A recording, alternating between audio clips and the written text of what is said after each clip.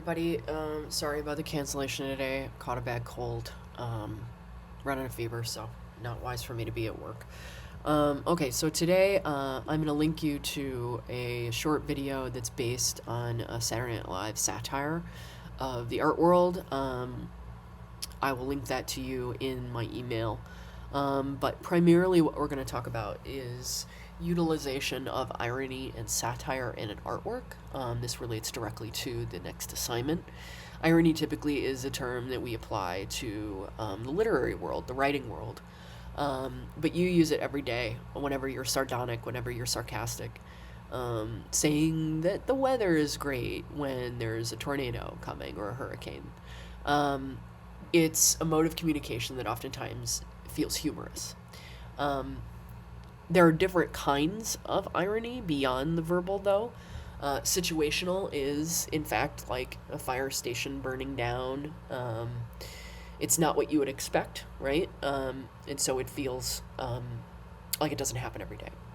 And we have dramatic irony as when the audience typically knows something that the characters do not. And so it can feel funny, like you're in on the joke. Satire, though, is the device used in order to communicate that irony. So it might be a television show, it might be writing, it might be a skit, it might be a TikTok. But it's usually using contempt or scorn as the communicative tone, as a way to criticize something that is pretty prevalent, that is common in culture or in humanity, in your experience with the world. You see satire in a lot of places, especially on television and the internet. Movies like Scary Movie by the Wayans brothers, right, is making fun of the teenage horror movie. And South Park is talking about really difficult things using jokes. And it can provide a kind of safer tone to address really difficult things that might be prevalent in American culture, in global culture, might be in politics. So the first work I want to talk about is this piece here. It's Washington crossing the Delaware. Many of you have already seen it. And of course, it's the dredges of the Revolutionary War, where we have the very, very dignified George Washington leading his bluecoats, so his rebels, across the Delaware River to God knows what. And it's considered to be, the sort of height of American patriotism.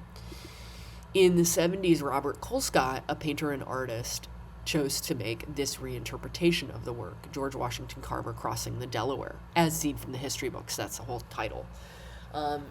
And I think it's interesting to point out that it's George Washington Carver who's known to be sort of one of the leaders of the great historic figures of Black America. He was an ex-slave and went on later to teach as a professor at an all-black college about agricultural biology. But the characters that are surrounding him are these incredibly racist archetypes that have been used in American advertising in order to really demonize the black body, or to infantilize them, or to oversimplify them. And what he's doing is he's throwing everybody on a boat together to renegotiate what it actually means to be black in America today. What do black Americans have to look at that speak of their own patriotism, that make them proud, and how difficult that might be, especially when you look towards American advertising and how black folks have been represented. It's considered to be a very important piece. It utilizes this sort of cartoony approach to the flattening of the figures, and it derives from a sort of, the composition of the original, without using that sort of very academic, painterly style. The next artist I want to talk about is Glenn Brown, who's a British painter. He is pulling, he's over there on the left, pulling from a very, very famous Francisco Zurbarán painting. Francisco Zurbarán was a Baroque painter in the 1600s, very, very Catholic, and this is considered to be a metaphor of the dead body of Jesus, the Lamb of God, the sacrifice of humanity. He is revisiting that lamb in the exact same way, except he looks toxic and he's stinking. You see the little fumes coming from his body. He's decaying, but he's also these sort of, crazy, toxic nuclear colors that are evocative of something soured. Another painting that he's revisited again and again is done by the artist Adolf Menzel, a German artist from the 19th century, painting his own foot. It's a really simple, banal painting. It's of the everyday, his own foot, right? How normal can you get? But he's revisited it in a way that is based on that sort of toxicity of expression. He's painted them very, very large. You see that human head in front of the one foot there. And he's painted them in the same sort of style, but what they actually are is you don't see a single brush stroke. It's a trompe l'oeil. They look like glossy magazines. In fact, they're so perfect, and they're so modeled, and they're so smooth that you can see your own reflection in his painting. So they're meant to be evocative of a magazine page and a Photoshop. The digital era plays a major role in his work. He's speaking about how we actually consume art, which is through a screen, which is through a magazine nowadays. And he's begging the question, what is an image of an image of an image? And is it a departure from the artist's original intention? Another provocative artist is Deborah Cass, who is an open Jewish lesbian artist who oftentimes uses Andy Warhol's work as a sort of foundation to explore not only the ideas he was interested in, which is celebrity and media culture and consumerism of celebrity, but also her own identity. Does she fit this archetype? So the image on the left is Andy Warhol's Elizabeth... can't remember her last name, but Elizabeth, very famous. And then her own image. Does she fit this archetype? Obviously not. She is a different sort of, look and appeal. How is it funny? Because she is not Elizabeth Taylor. That's the word, Elizabeth Taylor.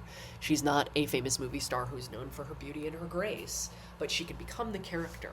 And she can become the character in a way that is sort of pedestrian. It's like you and me dressing up as Madonna, right? She's also explored the self-portrait itself that Andy Warhol has.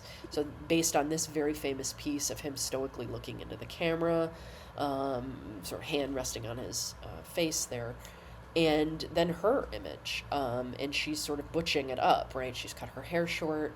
She's doing the exact same pose. She's using... silkscreen, the same medium he did, but she's really investigating her own identity and whether or not she can inhabit this sort of notion of the myth of genius, of the masculine archetype. And of course, Andy Warhol is an interesting person to use for this. So the image on the left is Andy Warhol in drag. He collaborated with a photographer in order to create lots of photographs of him in drag. And of course, he's sort of very awkward in the way he stands, the way he holds himself. He was very, very insecure. And she's redoing it in the exact same way. And so how much more meta can you get than two gay artists, one basing her work in drag off of a man in drag, and exploring the notion that, femininity or masculinity is not fixed, and that it is a performance, that it is indeed awkward. Two really provocative artists, Jake and Dinos Chapman, are British brothers. They're known as the YBAs, the Young British Artists. They were really popular in the 90s. Their more recent work here is an investigation to the work of Goya. And in the 19th century, Goya was literally a witness to the invasion of Napoleon Bonaparte of Spain. And what his intention was to basically colonize Spain. But Spain was a monarchy, and he, basically said, well, I'm liberating Spain from the monarchy.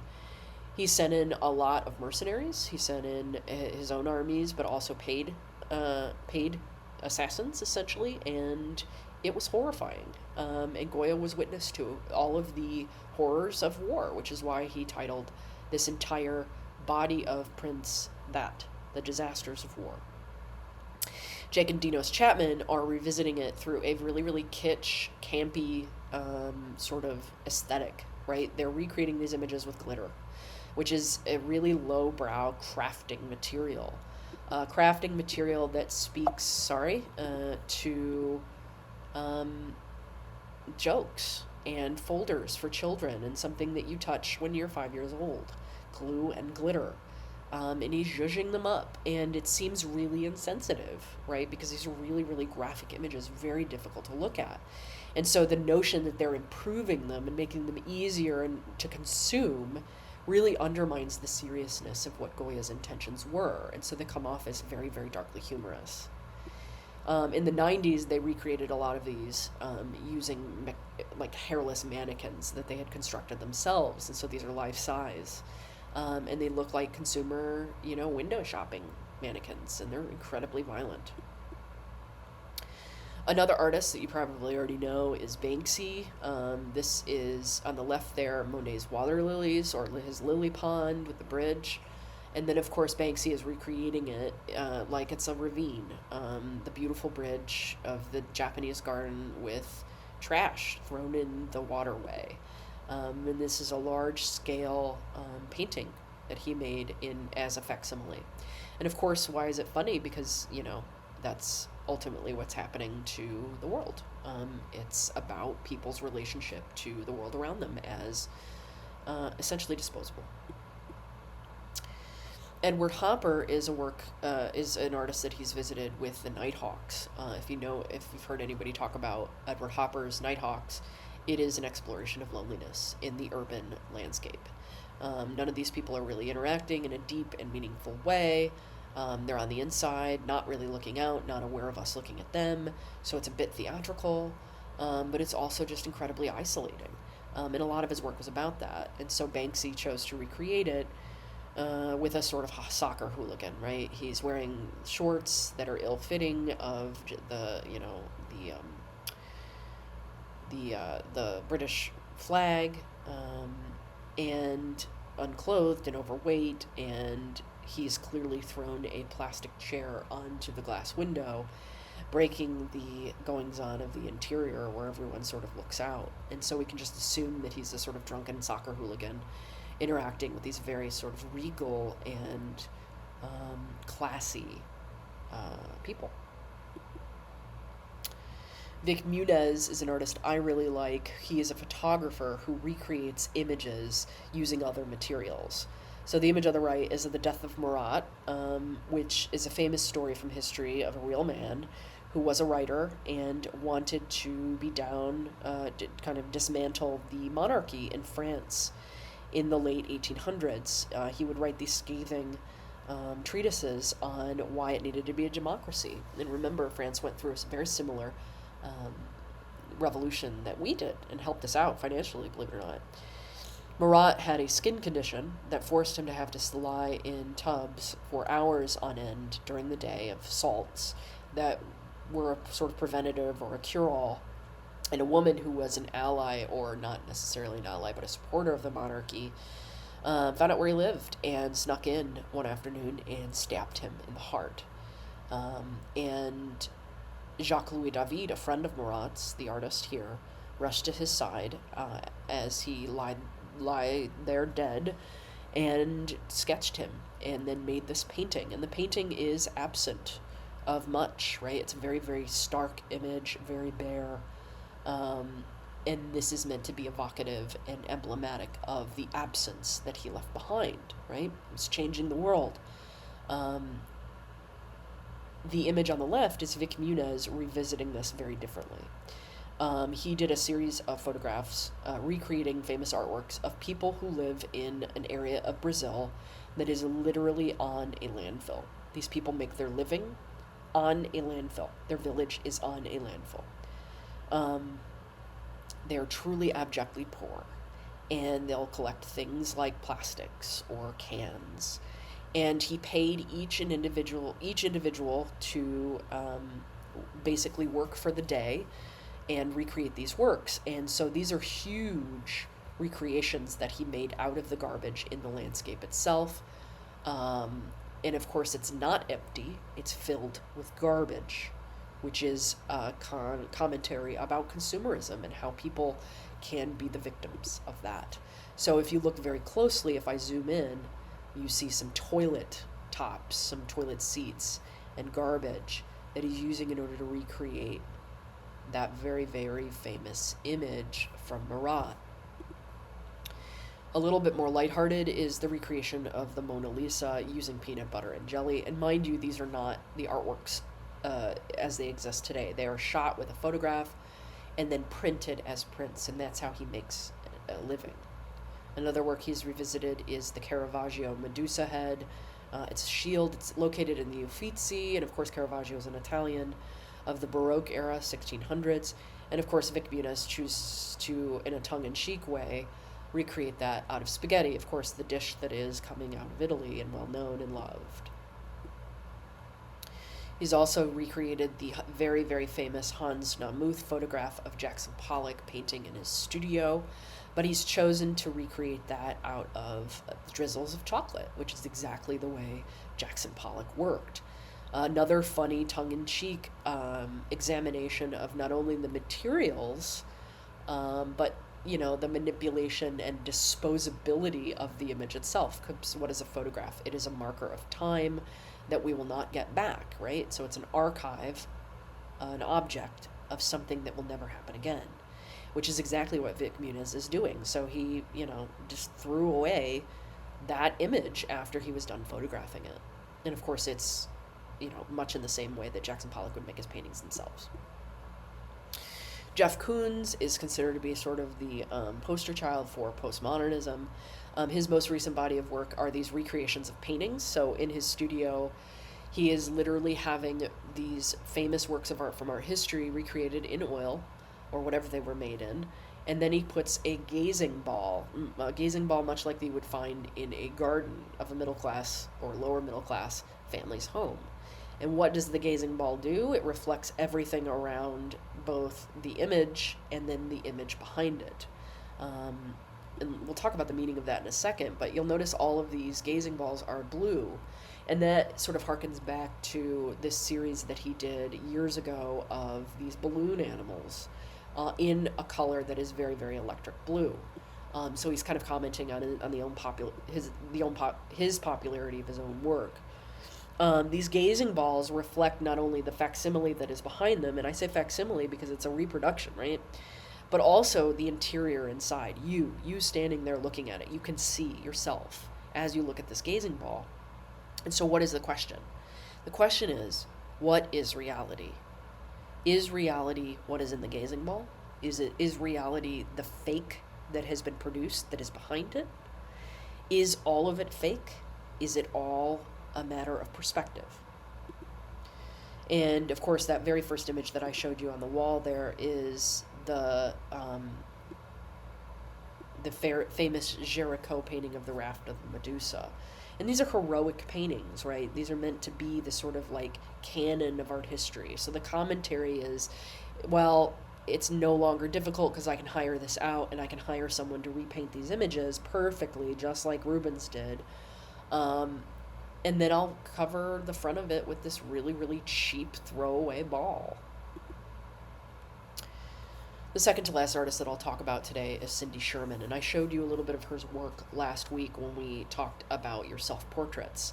And I'll remind you that she only uses herself as a subject. So images like this are the most recent ones. The image on the top or left is the images that she's most well known for, which are fake film stills that she used herself in when she was much younger. But she did do an entire series of work where she's recreated old masterworks using herself. And it really does point to the falseness of the theater that is art, right? She goes to great lengths to recreate these works from art history to point to the theater of it, but also to point to the lie of it. And it's a lie because it's so very clearly a photograph that is staged, using lighting, using manipulation, using Photoshop, etc. An artist that is getting to be as well known is Yasumasa Morimura. And he, a man, is using only himself as well. And his entire body of work is only reproducing artworks from art history.